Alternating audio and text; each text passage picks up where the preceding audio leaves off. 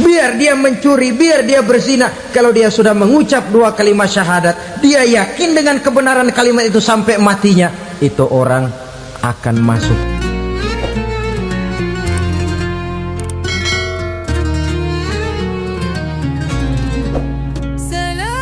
Ada orang beriman itu yang dimasukkan surga. Ada orang beriman itu yang dimasukkan ke dalam surga. Ada orang beriman itu yang disebut penduduk surga. Kenapa lain-lain, Pak? Karena waktu di dunia amalannya juga lain-lain. Ada orang beriman yang masuk surga. Ini paling murah tiketnya. Mau masuk surga? Kata Nabi begini, ma min abdin qala la ilaha illallah thumma mata ala dhalik illa dakhalal jannah. Kalau seorang hamba sudah mengucap 2 kalimat syahadat, dia yakin dengan kebenaran kalimat itu sampai matinya, orang itu akan masuk surga. Abi Dzar yang waktu itu diajak bicara heran, ya Rasul, kok gampang betul? Iya, walaupun orang itu mencuri, iya, walaupun orang itu berzina, iya, biar dia mencuri, biar dia berzina, kalau dia sudah mengucap 2 kalimat syahadat, dia yakin dengan kebenaran kalimat itu sampai matinya, itu orang akan masuk surga. Jadi masuk surga cukup 2 kalimat syahadat, yakin sampai mati, masuk surga. Itu perkara masuk. Tapi kalau pertanyaannya diterusin, masuknya kapan, Pak? Nah, ini lain lagi urusannya. Sebab ada yang masuknya itu langsung, ada yang mampir dulu. Di sana tempat cuma 2, kalau tidak surga, neraka. Mau ke surga tapi mampir dulu, yang mampirnya jelas di neraka. Kenapa? Dalam hadis qudsi ada riwayat, nanti itu di akhirat, setelah Allah selesai mengatur penduduk surga masuk surga, yang neraka masuk neraka, Allah berkata kepada malaikat Malik, malaikat Malik, labaik ya Allah, itu bajingan-bajingan tengik, manusia-manusia durjana yang waktu di dunia tidak mau sujud, jauh dari ulama, gemar melakukan yang munkarat dan maksiat, hidup di tengah masyarakat selalu jadi bibit keonaran, kufur, sudah masuk neraka semua. Sudah ya Allah. Nah, kalau sudah, coba sekarang kamu masuk, Malik. Saya, iya, masuk neraka. Mau apa ya Allah? Kata Allah, akhriju minan nar man kana fi qalbihi misqala habatin min khardalin min iman. Kau masuk neraka, cari di dalam neraka orang-orang yang ada imannya walaupun kecil sebesar biji zarah, angkat mereka keluar. Masuk malaikat Malik ke neraka, cari orang yang ada imannya, korek-korek. Ya repot, udah pada gosong. Yang ada imannya diangkat ke atas, yang ada imannya diangkat ke atas, lalu dimandikan di Nahrul Hayat, namanya sungai kehidupan di akhirat nanti. Cakep lagi rupanya, bersih lagi wajahnya, apel di hadapan Allah. Kata Allah, bagaimana Mas? Kapok nggak sampean? Kapok ya Allah. Nah, kalau kapok, idhab fadkhulil jannah, pergi masuk surga sana. Berangkat mereka ke surga, ketemu sama teman-temannya yang udah sampai lebih dulu, yang nggak pakai mampir lagi. Terjadi dialog.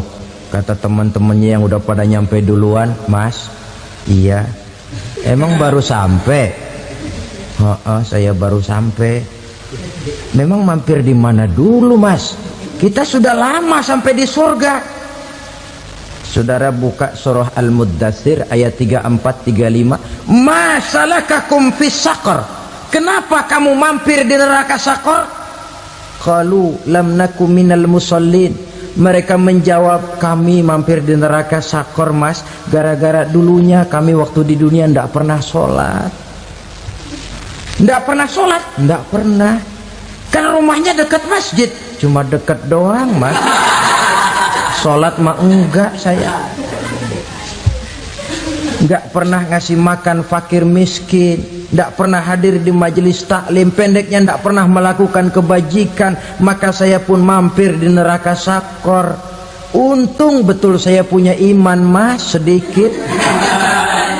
Waktu hidup di dunia dulu saya pernah mengucap 2 kalimat syahadat, sekali-kalinya waktu mau kawin. Masya Allah. Untung saja kawin, kalau nggak kawin polos.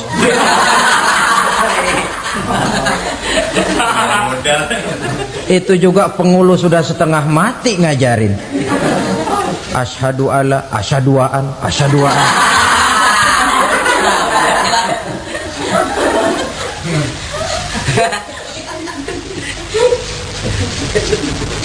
Ini namanya masuk surga, ada mampir dulu. Ada pula orang mukmin itu yang dimasukkan surga. Namanya dimasukkan kan terima beres. Saya masuk ke rumah, jalan sendiri, cari tempat sendiri. Saya dimasukkan ke dalam rumah, terima beres, pokok ada di dalam, itu dimasukkan namanya. Nggak pakai mampir. Tapi tentu tiketnya lebih mahal ketimbang yang pertama tadi. Apa kata Allah? Innal ladzina amanu wa amilus salihat la ukaffiranna anhum sayyi'atihim wa la udkhilannahum jannah. Sesungguhnya orang-orang yang beriman kemudian beramal soleh, kami hapuskan segala dosa dan kesalahannya, kami masukkan mereka ke dalam surga. Lihat ayatnya, Allah yang memasukkan, kita yang dimasukkan. Tidak pakai transit, tidak usah mampir. Cuma tidak cukup syahadat, tidak cukup amanu, tapi diiringi dengan wa'amilus salih. Iman, amal. Tidak cukup syahadat, lalu dibuktikan dia sholat, dia zakat, puasa, lalu dia melakukan berbagai macam kebajikan. Ini yang menyebabkan dia tidak pakai mampir di tempat yang bernama Sakor. Lalu ada pula orang mukmin itu yang disebut penduduk surga. Wah, ini sudah VIP ini. Ashabul jannah, penduduk surga. Siapa mereka? Kata Allah, innal ladzina amanu summa istaqamu fala khaufun 'alaihim wala hum yahzanun ulaika ashabul jannah hum fiha khalidun. Sesungguhnya orang-orang yang beriman lalu istiqamah, tetap dalam melaksanakan perintah Allah, tidak goyah, tidak labil tapi stabil, istiqamah, mereka tidak takut dan tidak bersedih hati. Merekalah penduduk surga. Iman, istiqamah. Tidak punya duit, sembayang. Banyak duit, sembayang. Miskin, sembayang. Kaya, tetap sembayang. Istiqamah. Kadang orang kalau susah rajin ke masjid, banyak duitnya ngelihat masjid melengos. Waktu miskin hamba Allah, setelah kaya jadi hamba harta. Bergeser, tidak ada nilai istiqomahnya. Saudara-saudara, dengan begitu penduduk neraka itu dua. Ada penduduk permanen, ada penduduk yang semi permanen. Yang semi permanen orang-orang beriman yang mempunyai dosa besar. Mereka masuk ke neraka untuk menerima azab sesuai dengan dosanya. Bila selesai masa azab itu, mereka akan diangkat untuk ditempatkan kembali ke dalam surganya Allah Subhanahu wa ta'ala. Nah, dikala itulah saudara-saudara, ada yang disebut syafaat dari Rasulullah Sallallahu Alaihi Wasallam. Tapi tentu jangan lupa, syafaat ini ibarat kain menambal dia. Kita punya kain bolong-bolong sedikit, syafaat yang menambal. Solat kita ada kurang dikit, sedekah kita ada campur riak dikit, amalan kita ada tidak karena Allah dikit. kita berharap syafaat. Jadi biarlah kain masih bolong-bolong, yang penting punya kain. Tapi kalau kainnya tidak ada, yang ditambal apanya? Sholat tidak, puasa tidak, zakat tidak, berharap syafaat saja. Ya, terlalu berlebihan itu. Saudara hadirin yang saya hormati, apabila selesai proses penghisaban, proses penghitungan, maka dikala itulah manusia terbagi dalam dua kelompok besar. Fariqun fil jannah wa fariqun fis sa'ir. Sekelompok orang-orang beruntung yang masuk ke dalam surga, dan sekelompok lagi masuk ke dalam neraka. Ibu-ibu, saudara-saudara kaum muslimin rahimakumullah, pada pertemuan yang lalu sudah saya jelaskan bahwa hidup selalu berakhir dengan kematian. Apabila datang kematian menimpa seseorang, datanglah kiamat baginya. Itu yang disebut dengan kiamat kecil. Hakikatnya mati adalah perpindahan dari kehidupan di dunia ini menuju kehidupan di alam barzakh. Menunggu kita di alam barzakh sampai datangnya saat kiamat, entah 10 tahun, entah 100 tahun, entah 1000 tahun, hanya Allah saja yang maha tahu. Adapun orang-orang beriman yang melakukan amal kebajikan dalam kehidupan di dunia ini, masa penantian yang lama di alam barzakh buat mereka sebentar saja. Tetapi bagi orang-orang kafir yang ingkar, yang tidak beriman kepada Allah, yang hidup di dunia cuma menumpuk-numpuk dosa, tentu penantian di alam barzakh akan merupakan waktu yang sangat lama. Bukankah dalam kehidupan kita waktu itu memang relatif? Contoh misalnya, bagi pemuda-pemudi yang sedang duduk asyik memadu cinta, waktu 4-5 jam saja rasanya cuma 4-5 menit. Tenggelam oleh keasikan. Tapi buat orang yang berbaring di rumah sakit, meratap di balik-balik apa itu tembok derita kata lagu, di balik dinding-dinding penjara, sehari bagai seminggu, seminggu rasa sebulan, sebulan boleh jadi rasa setahun. Penantian yang sangat lama. Kapan kiamat itu akan datang? Ini rahasia Allah. Jangankan kita yang orang awam, baginda Nabi sendiri tidak diberitahu oleh Allah kapan kiamat itu akan terjadi. Tetapi sungguh pun demikian, banyak hadis-hadis yang menjelaskan ciri atau tanda-tanda datangnya kiamat. Nah, kalau sudah bicara soal tanda, tanda kiamat itu ada dua. Pertama yang disebut alamatus sughra, tanda-tanda kecil. Ini waktunya masih ada tenggang. Ada yang dinamakan alamatul kubra, tanda-tanda besar, artinya kiamat sudah diambang pintu. Apa tanda-tanda kecil dari datangnya hari kiamat itu? Misalnya kata Nabi, apabila ilmu sudah diangkat oleh Allah, artinya apabila ulama sudah banyak wafat, minat orang belajar agama berkurang, lalu kebodohan nampak merajalela di mana-mana, zina dikerjakan secara terbuka, minuman-minuman keras jadi kebanggaan, itu termasuk di antara tanda-tanda kecil terjadinya hari kiamat. Apalagi misalnya iza waladatil ammatu rabbataha, apabila budak sudah melahirkan tuan. Apa maksudnya? Ada yang mentafsirkan apabila anak sudah bisa membudaki orang tuanya. Orang tua yang melahirkan dia, yang membesarkan dia, demi setelah si anak besar jadi orang berpangkat, bertitel, berharta, berkedudukan, jadilah orang tua itu budaknya.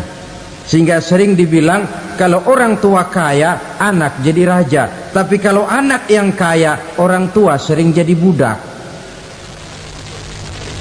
Apalagi munculnya fitnah yang bergelombang, timbul perang antara dua bangsa yang besar, waktu berjalan terasa sangat pendek sekali. Itu merupakan tanda di antara tanda-tanda kiamat. Termasuk di dalamnya sulit membedakan mana laki, mana perempuan. Kan kalau tanda-tanda kayak begini sekarang sudah banyak kita lihat kan. Ulama banyak wafat, penggantinya sulit. Zina dikerjakan berterang-terangan, minuman keras jadi kebanggaan, banyak anak membudaki orang tuanya, sulit membedakan mana laki mana perempuan. Kadang-kadang dari belakang kita lihat perempuan bener, begitu kita colek nengok jenggotan.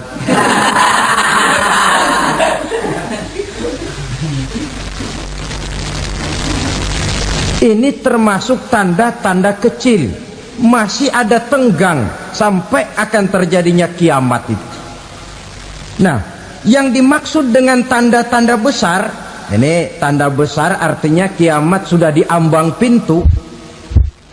Pertama, matahari terbit dari sebelah barat. Apabila matahari sudah terbit dari arah sebelah barat, tertutuplah sudah pintu taubat. Bersabda Nabi kita, la taqumus sa'atu hatta tatlu'a syamsu min maghribiha. Tidak akan datang hari kiamat sampai matahari terbit dari arah sebelah barat. Wa iza tala'at, manakala matahari telah terbit dari arah sebelah barat, wara'ahan nasu, manusia banyak menyaksikan itu, amanu ajma'un, mereka pun lalu beriman. Yang tadinya kafir, yang tadinya ingkar, yang tadinya membangkang, setelah melihat matahari terbit dari sebelah barat, buru-buru beriman, berlomba-lomba mengucap dua kalimat syahadat. Tapi apa yang terjadi? Kata Nabi, wadzalika hina la yanfa'u nafsan imanuha lam takun amanat min qabl. Hari itu adalah hari yang iman sudah tidak berguna lagi bagi seseorang apabila sebelumnya memang dia tidak pernah beriman.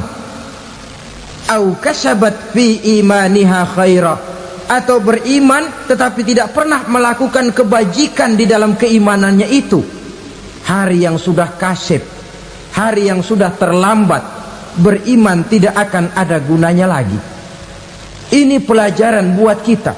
Sebelum sang surya terbit dari sebelah barat, sebelum nafas sampai di tenggorokan, artinya pintu taubat masih terbuka.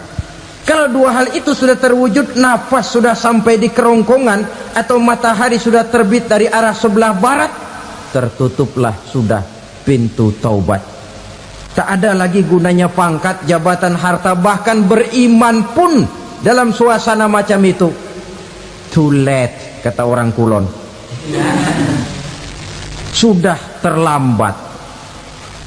Matahari terbit dari arah sebelah barat, itu tanda besar, artinya kiamat sudah diambang pintu. Lalu apalagi tanda besar? Munculnya Dajjal. Dajjal artinya pendusta-pendusta yang menyesatkan manusia. Ada dua macam Dajjal, saudara. Ada Dajjal kecil, ini Dajjal kelas 3. Kalau ini sejak zaman Rasulullah sudah ada itu, tiap zaman ada. Di zaman Rasulullah misalnya ada yang bernama Aswad al-Unsi dari Yaman, ada yang namanya Musailamah al-Kazzab dari Yamamah, ada yang namanya Ibnu Sayyad dari Madinah. Ini dajjal-dajjal di zaman Rasul. Musailamatul Kazzab memproklamirkan diri jadi nabi, dia di zaman Rasul masih hidup. Ini dajjal zaman Nabi. Di zaman sahabat muncul dajjal-dajjal. Di zaman kita sekarang ini dajjal-dajjal pun gentayangan. Dajjal-dajjal kelas teri. Kerjanya mendustakan manusia, menyesatkan manusia, memalingkan manusia dari jalan yang benar dan diridhoi oleh Allah Subhanahu wa taala. Adapun yang merupakan tanda besar dari datangnya kiamat, dajjal-dajjal kelas kakap, pembohong-pembohong besar yang menyesatkan masyarakat manusia berpaling dari jalan Allah mengikuti jalan mereka. Apa sih ciri dajjal itu? Kata Nabi dalam hadis Bukhari Muslim, "Innad dajjala", sesungguhnya yang namanya dajjal itu yakhruju, satu saat akan muncul mendekati hari kiamat. Wa inna ma'ahu ma'an, si dajjal ini membawa air, wa naran, dan juga membawa api. Dua simbol.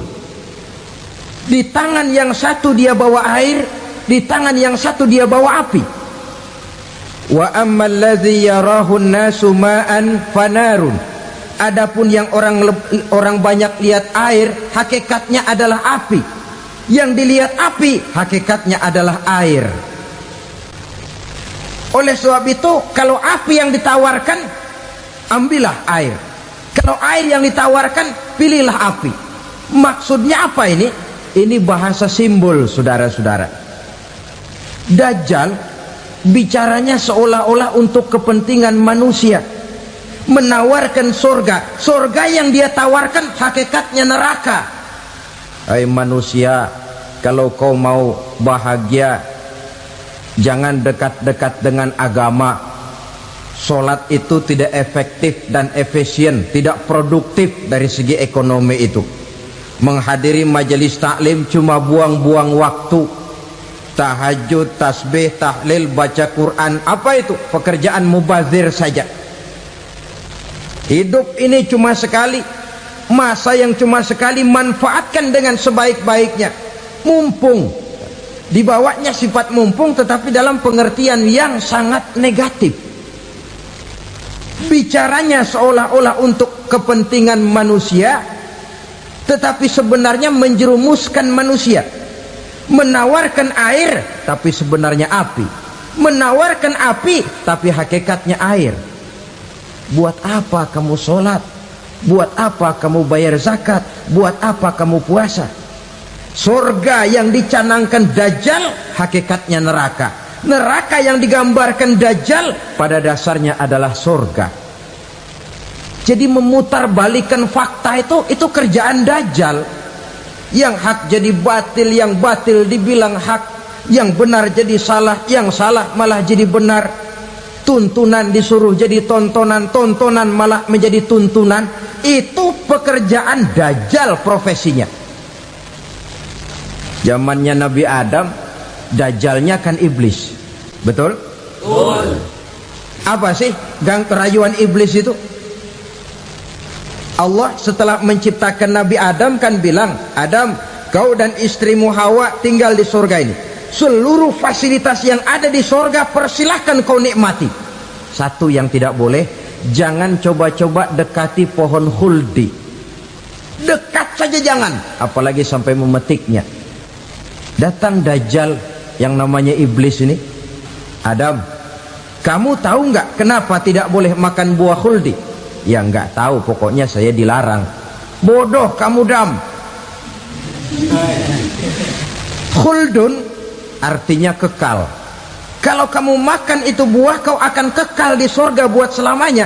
Allah tidak kepengen, maka dilarang kamu makan buah khuldi. Kalau kau ingin kekal di surga Adam, makan saja. Saya bicara begini ini untuk kepentingan kamu Adam. Ini kan ciri-ciri Dajjal. Bicaranya sih seolah-olah untuk kepentingan Nabi Adam, hakikat sebenarnya menjerumuskan Nabi Adam supaya ingkar dan melanggar larangan dari Allah Subhanahu wa ta'ala. Jadi setelah muncul Dajjal, timbul kekacauan-kekacauan di masyarakat. Banyak yang terpengaruh, terpedaya dan terpesona, termasuk mereka yang memproklamirkan diri jadi nabi, mereka yang memproklamirkan diri jadi rasul di zaman sesudah Rasulullah wafat. Itu adalah Dajjal.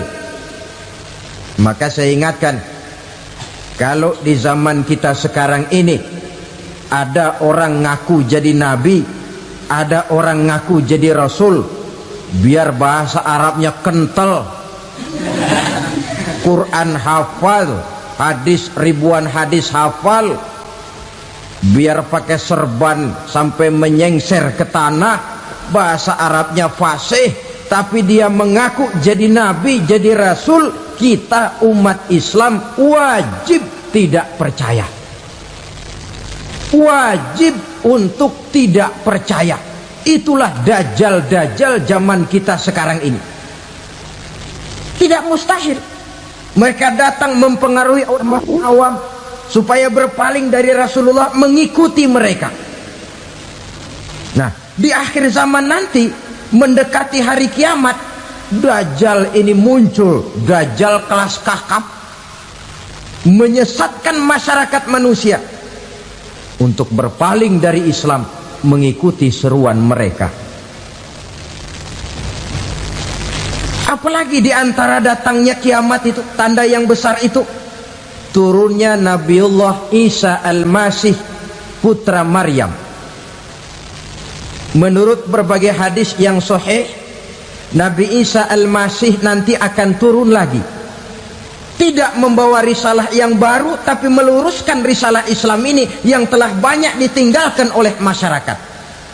Bahkan ada hadis menjelaskan beliau akan membunuh Nabi, mematahkan kayu-kayu salib, lalu melaksanakan haji dan umrah mengikuti syariat Nabi Muhammad, bukan membawa agama baru, menjadi semacam mujaddid, reformer, menyelamatkan manusia dari bisikan Dajjal. Bahkan ada riwayat yang menjelaskan bahwa Nabi Isa berhasil mengalahkan Dajjal, mengembalikan masyarakat manusia kembali kepada ajaran Islam yang datang dari Allah, dibawa oleh Rasulullah Sallallahu Alaihi Wasallam. Dengan kata lain, turunnya Nabi Isa bukan sebagai Nabi dan Rasul baru, tetapi mengikuti syariat Nabi kita Muhammad Sallallahu Alaihi Wasallam. Saudara hadirin, ibu-ibu hadirat yang saya hormati, kemudian apalagi di antara tanda-tanda besar akan datangnya kiamat itu? Keluarnya asap atau awan. Kata Nabi, inna min asyrati sa'ah dukhanan yamla'u ma bainal masyriqi wal maghrib. Di antara tanda-tanda kiamat, munculnya awan antara langit dan bumi. Ini pun diperkuat dalam surah Ad-Dukhan ayat 10. Fartaqib yauma ta'ti as-sama' bidukhanin mubin fayughshan nas hadza azabun alim. Bagi orang-orang yang beriman, mereka biasa-biasa saja, tapi bagi orang kufur, datangnya asap dan awan ini merupakan azab yang kelewat pedih. Barangkali sedikit mendekati gambaran tentang azab yang pedih ini, saya ingatkan alam pikiran kita kepada peristiwa yang belum lama terjadi. Pernah dengar berita bocornya reaktor nuklir di Chernobyl, Uni Soviet? Pernah dengar? Bocornya reaktor nuklir di Chernobyl yang mengakibatkan ratusan bahkan sangat mungkin ribuan nyawa. cuma satu reaktor. Bagaimana kalau seluruh cadangan nuklir yang dimiliki oleh para negara adik kuasa ini diledakkan? Bahkan yang konon menurut catatan, cadangan nuklir yang dimiliki bersama oleh Amerika dan Rusia sekarang ini sudah sanggup memusnahkan 6 miliar manusia, 1,5 kali lebih banyak dari jumlah manusia yang nongkrong di permukaan bumi ini. Saudara-saudara hadirin yang saya hormati, lalu saat mendekati hari kiamat, apalagi tandanya? Setelah Nabi Isa wafat, pada saat turunnya yang kedua kali, lalu Allah meniupkan angin sejuk. Semua orang-orang beriman, orang-orang baik wafat, sehingga penghuni bumi ini cuma tinggal lagi terdiri dari orang-orang kafir. Tidak ada lagi di bumi ini yang bisa mengucapkan Allah. Sehingga dalam hadis qudsi itu ada keterangan, innallaha azza wa jalla yaqulu li Israfil. Allah pernah pesan kepada malaikat Israfil, kata Allah, Israfil, idza sami'ta qailan yaqul Allah Allah fa akhirin nafakh 40 sanatan ikraman liqailiha. Hai Israfil, apabila kau dengar di permukaan bumi masih banyak orang yang mengucapkan Allah Allah, maka tunda sangkakala kiamat itu 40 tahun. Untuk apa? Ikraman liqailiha, menghormati orang yang mengucapkan Allah Allah itu. Wah, jadi karena sekarang masih banyak yang mengucapkan Allah, besar hatilah kita, masih jauh kiamat itu.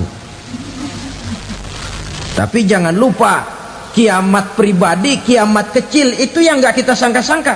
Ajal datang mencabut nyawa, itu kiamat pribadi, dan itu yang pasti kita hadapi, dan itu yang membuat kita tidak boleh bersikap main-main di dalam kehidupan sekarang ini.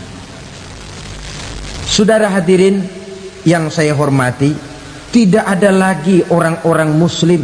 Seluruh penduduk dunia ini kafir. Lalu terciptalah struktur sosial yang berlandaskan prinsip hidup semau gue. Bakal terjadilah prinsip di mana yang kaya menyantap yang miskin, yang kuat menindas yang lemah. Hidup sudah bagaikan di rimba belantara, berlaku hukum rimba, siapa yang kuat dia yang menang, siapa yang lemah menjadi mangsa. Timbul kekacauan, maksiat merajalela, munkarat menjadi-jadi, sehingga isi bumi ini penuh dengan segala macam perbuatan dosa. Tidak ada perlunya lagi alam diperpanjang temponya. Datang saat yang sudah dijanjikan oleh Allah Azza wa Jalla, maka terjadilah yang disebut kiamat kubra, kiamat besar, kiamat ancur-ancuran. Bagaimana kejadian ini dimulai? Dalam surah Az-Zumar ayat 68, Allah Subhanahu wa taala berfirman, wa nufikha fis suri fasa'iqa man fis samawati wa man fil ardi illa man sya'allahu. Maka manakala ditiuplah sangkakala, terkejutlah seluruh yang ada di langit dan seluruh yang ada di bumi. Bila saat kiamat datang, Allah perintah malaikat Israfil, Israfil, tiup sangkakalamu. Ditiuplah sangkakala oleh malaikat Israfil. Yang akibat daripada tiupan itu, seluruh yang ada di langit, seluruh yang ada di permukaan bumi terkejut. Yang ada di langit siapa? Malaikat kan. Bayangin aja kalau malaikat kaget, apalagi kita. Terkejut seluruh makhluk yang ada di bumi, yang ada di langit mendengar suara sangkakala itu. Bunyinya tidak sanggup kita bayangkan dahsyatnya.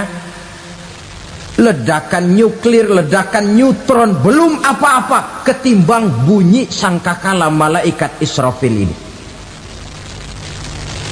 Nah, lalu mendengar bunyi sangkakala ini, gemparlah makhluk, kacaulah alam.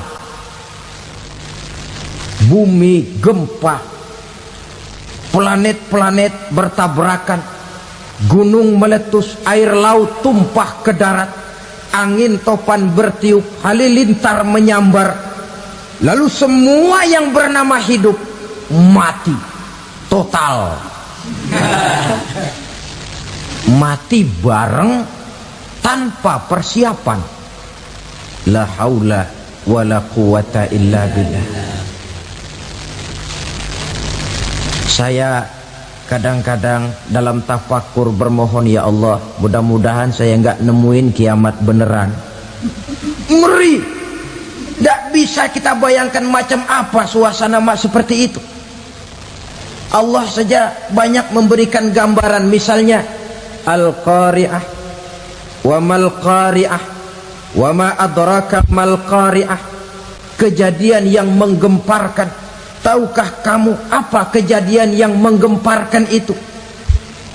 Yauma yakunun nasu kal farasil mabsus wa takunul jibalu kal ihnil manfus.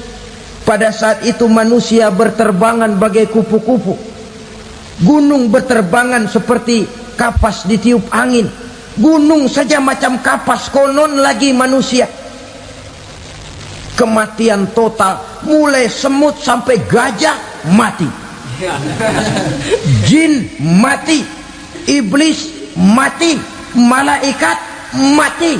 Malaikat saja mati. Saudara hadirin yang saya hormati, kematian total yang tanpa persiapan.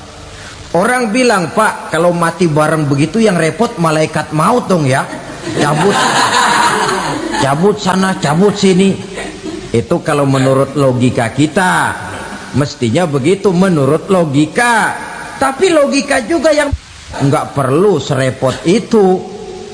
Sebab untuk mematikan listrik di wilayah DKI, di wilayah Jakarta, nggak perlu tiap rumah didatengin, matiin, ya lama. Cukup dari kantor pusatnya saja PLN, tekan satu tombol, gelaplah seluruh Jakarta. Saudara hadirin yang saya hormati, kematian total. Lalu setelah kematian total, planet-planet juga mati, dalam arti tidak bergerak dan beredar. Angin mati, dalam arti tidak bertiup. Air mati, dalam arti tidak ada riak gelombang. Pokoknya semua mati. Kullu nafsin za'iqatul maut, semua yang bernafas mati. Dalam ayat lain, kullu man 'alaiha fan, semua yang ada di permukaan bumi fana.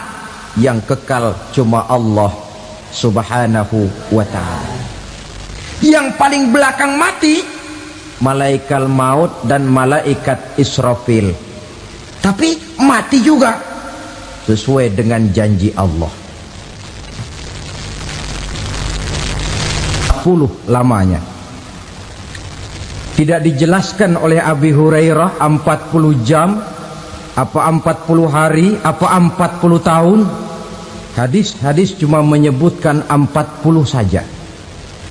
Sunyi alam, yang tinggal cuma Allah saja lagi.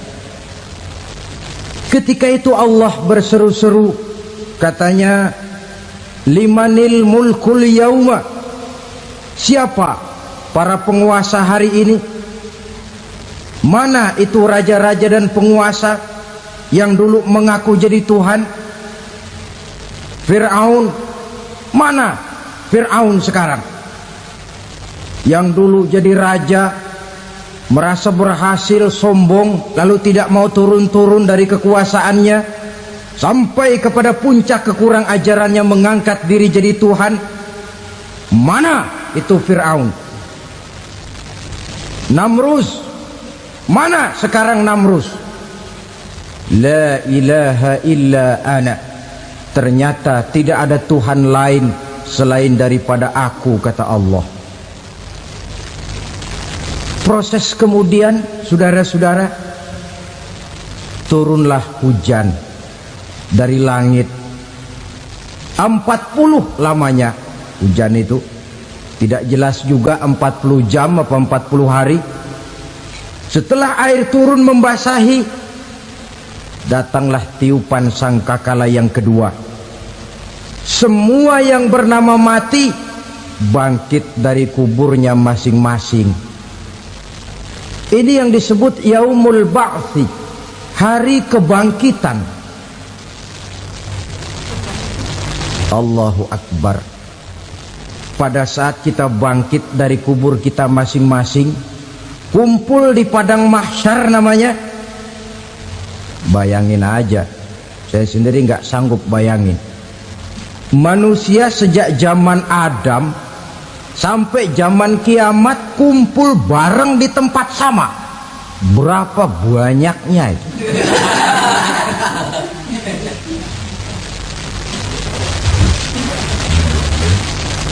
Dan yang luar biasa menurut satu riwayat, pada saat bangkit itu, Masya Allah, roman muka kita berubah,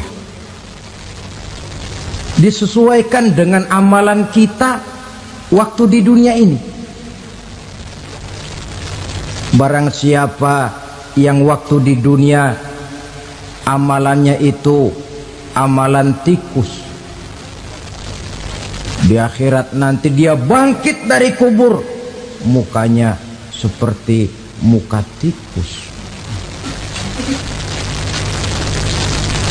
Gagah betul badannya, tapi mukanya seperti tikus.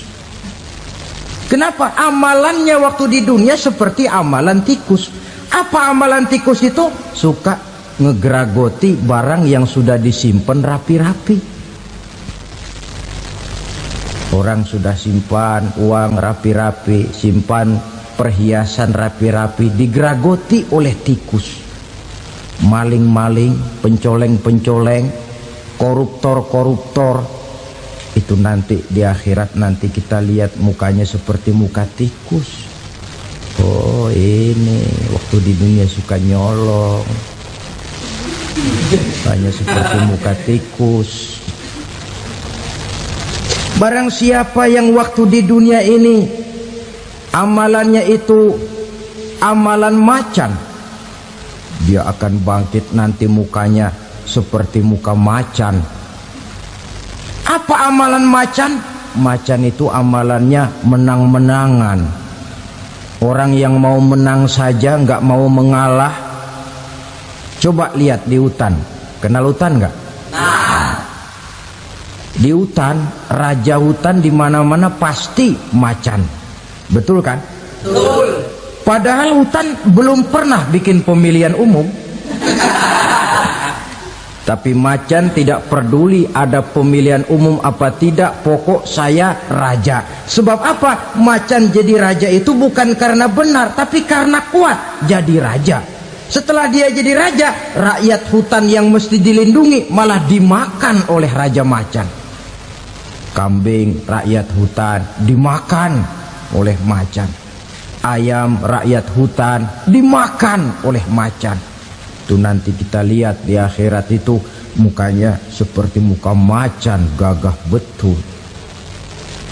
Lalu barang siapa yang di dunia ini amalannya itu seperti amalan anjing, nanti dia punya muka seperti muka anjing.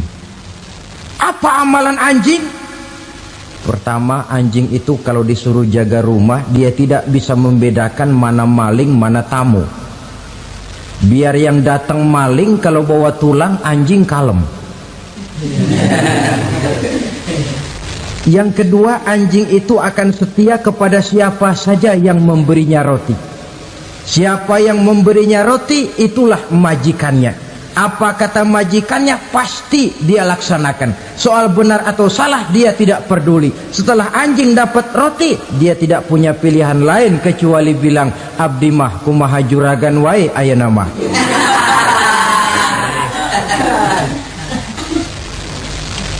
Saudara hadirin yang saya hormati, berkumpul di padang mahsyar, tiap orang sibuk dengan persoalannya masing-masing.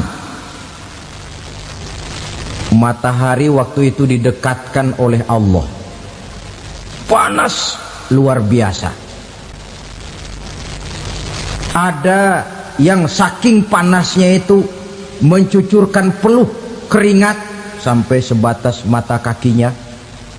Ada yang keringatnya sampai sedengkulnya, ada yang keringatnya sampai sepusatnya, ada yang keringatnya mengalir sampai sebahunya, ada yang kelelap oleh keringatnya sendiri, sementara orang di sampingnya nggak apa-apa. Bergantung lagi amalan dia waktu di dunia ini. Saudara-saudara, sebagian orang dalam kepanikan padang mahsyar berombong-rombong datang mereka menghadap Nabi Adam. Ya Adam, anta abal bashar.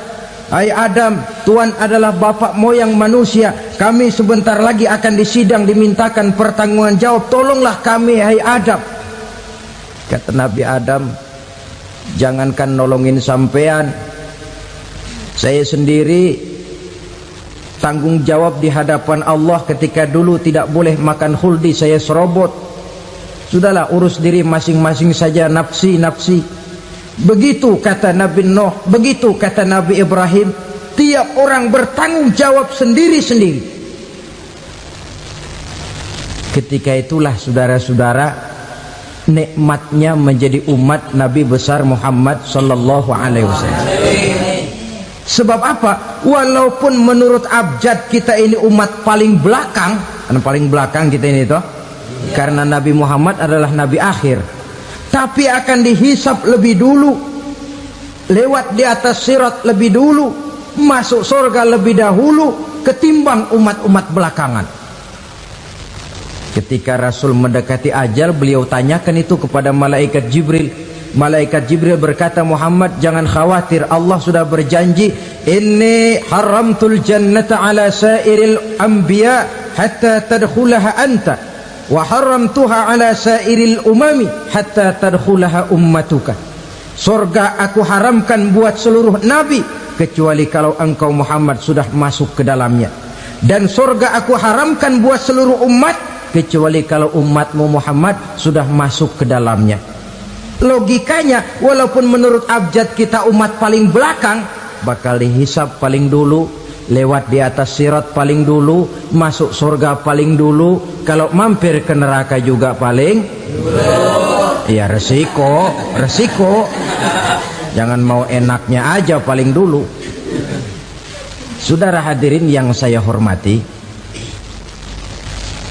setelah masa kebangkitan itu jangan dikira begitu bangkit langsung diperiksa, masih menunggu menanti ribuan tahun perhitungan padang mahsyar untuk sampai kepada proses yang disebut yaumul hisab, hari perhitungan. Seorang demi seorang bakal dipanggil. Bayangkan saja, kita se-RT saja di absen, kadang-kadang perlu waktu lama. Ini manusia sejak zaman Nabi Adam sampai datang hari kiamat, satu demi satu disidang di hadapan Qadhi Rabbul Jalil. Status sosial copot sudah waktu itu. Yang pernah jadi hartawan di situ tidak lagi kelihatan kehartawanannya. Yang pernah jadi jenderal tidak lagi dipanggil jenderalnya. Yang ustadz tidak lagi dipanggil al-mukarramnya. Seluruh status sosial selesai.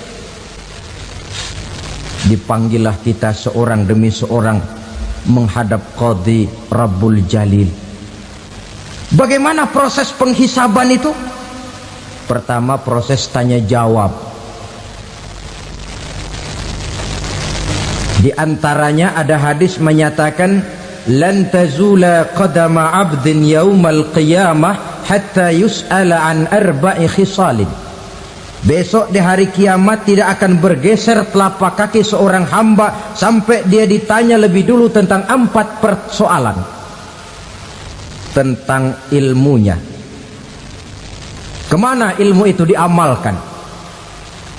Tentang umurnya, di mana umur itu dihabiskan? Tentang masa mudanya, kemana masa muda itu dipakai? Tentang hartanya, dari mana harta itu didapat dan kemana harta itu dibelanjakan. Ini termasuk proses tanya jawab. Jadi kalau istilah pengadilan dunia, nama Fulan bin Fulan. Kamu waktu di dunia diberikan umur panjang untuk apa? Pernah mengalami masa muda, kemana kau habiskan masa remajamu? Kau diamanahkan ilmu, dengan apa ilmumu kau amalkan? Kau diberikan harta, dari mana harta kau dapat, kemana kau belanjakan? Tak seorang pun yang bisa mungkir. Sebab apa? Dikala itu yang menjadi saksi bukan orang. Yang menjadi saksi adalah seluruh anggota badan kita. Tangan bicara, kaki jadi saksi terhadap seluruh amalan yang pernah kita kerjakan pada saat kehidupan di alam dunia ini. Selesai proses tanya jawab, lalu diperlihatkan buku catatan kita waktu hidup di dunia ini. Jangan lupa Allah itu menyiapkan 2 superkomputer kepada kita. Sebelah ditempelin sebelah kanan, yang sebelah tempelin di sebelah kiri. Komputer itu namanya Raqib dan Atid. 2 malaikat yang apabila baik kita lakukan, refleks saja akan menulis kebajikan kita. Jahat kita kerjakan, akan tertulis. Catatan itu nanti diperlihatkan kepada kita. Waduh, alangkah malunya pada saat diperlihatkan catatan kita, buku rapot kita merah melulu. Barangkali diperiksa sambil diomelin, brengsek lo. Buku merah melulu begini, bagaimana waktu hidup di dunia? Tidak cukup diperlihatkan buku catatan kehidupan, rekaman kehidupan. Rekaman kehidupan kita secara utuh sejak terlahir sampai ajal datang merenggut nyawa. Barangkali mirip dengan video sekarang ini, di mana terekam dengan baik seluruh kegiatan kita sejak yang sekecil-kecilnya sampai kepada yang sebesar-besarnya. Untuk kemudian kita pun menerima balasan. In khairan fa khairun wa in syarran fa syarrun. Kalau baik ya baik balasannya, kalau jahat ya jahat juga balasannya. Catatan-catatan kita diberikan. Kalau banyak kebajikannya diberikan di tangan kanan dengan cara yang halus. Kalau banyak kejahatannya diberikan dari sebelah kiri atau dilempar dari belakang. Itulah sebabnya sejak di dunia ini kita sudah mohon kepada Allah. Ketika berwudu membasuh tangan kanan, apa kita bilang? Allahumma a'tini kitabi biyamini wa hasibni hisaban yasira. Ya Allah, berikan saya kitab di tangan kanan, dan kalau saya memang perlu dihisap, hisaplah saya yang seringan-ringannya. Tangan kiri berlindung kita kepada Allah. Jangan sampai diberikan kitab di tangan kiri atau dari arah sebelah belakang. Wa a'udzubika an tu'tiya kitabi bishimali aw min wara'i zuhri, dari arah sebelah belakang. Na'udzubillah min dzalik. Setelah selesai lewat proses penghisaban, lewat mizan, timbangan, maka yang sudah selesai dihisab itu bergeraklah menuju sirat, jembatan yang terbentang menuju surga melalui neraka. Saudara-saudara, panjangnya perjalanan sirat itu memakan waktu ratusan tahun. Tetapi orang yang lewat di atas sirat pun macam-macam, bergantung amalannya ketika di dunia ini. Ada yang lewat di atas sirat itu kal barkil khatib, seperti kilat yang menyambar, lep, sudah sampai dia di surga. Cepat bukan main. Ada yang lewat di atas sirat itu seperti orang lari-lari. Ada yang lewat di atas sirat itu seperti orang jalan biasa. Ada yang sambil merangkak, ada yang sambil ngesor, ada yang sambil gelayutan, ada yang selamat sampai ke ujung ke surga, ada yang tergelincir jatuh masuk ke dalam neraka, bergantung amalannya dalam kehidupan di dunia sekarang ini. Tiap kita akan melewati yang namanya sirat ini. Saudara-saudara kaum muslimin yang saya hormati, dengan demikian mereka yang selamat melalui sirat sampai ke terminal akhir surga, mereka yang ketika dihisab ternyata banyak kejahatannya daripada kebaikannya, mereka singgah di dalam neraka. Nah, adapun orang-orang yang beriman menurut ayat Quran dan hadis Nabi itu nanti ada bermacam-macam. Ada orang beriman itu yang dimasukkan surga. Ada orang beriman itu yang dimasukkan ke dalam surga. Ada orang beriman itu yang disebut penduduk surga. Kenapa lain-lain, Pak? Karena waktu di dunia amalannya juga lain-lain. Ada orang beriman yang masuk surga. Ini paling murah tiketnya. Mau masuk surga? Kata Nabi begini, ma min abdin qala la ilaha illallah thumma mata ala dhalik illa dakhalal jannah. Kalau seorang hamba sudah mengucap dua kalimat syahadat, dia yakin dengan kebenaran kalimat itu sampai matinya, orang itu akan masuk surga.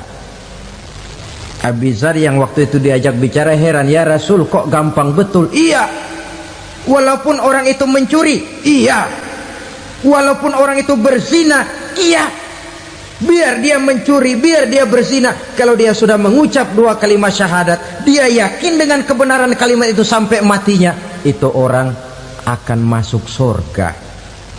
Jadi masuk surga cukup dua kalimat syahadat, yakin sampai mati, masuk surga. Itu perkara masuk. Tapi kalau pertanyaannya diterusin, masuknya kapan, Pak? Nah, ini lain lagi urusannya. Sebab ada yang masuknya itu langsung, ada yang mampir dulu. Di sana tempat cuma dua, kalau tidak surga, neraka.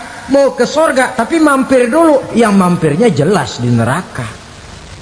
Kenapa? Dalam hadis qudsi ada riwayat, nanti itu di akhirat, setelah Allah selesai mengatur penduduk surga masuk surga, yang neraka masuk neraka, Allah berkata kepada malaikat Malik, malaikat Malik, labbaik ya Allah, itu bajingan-bajingan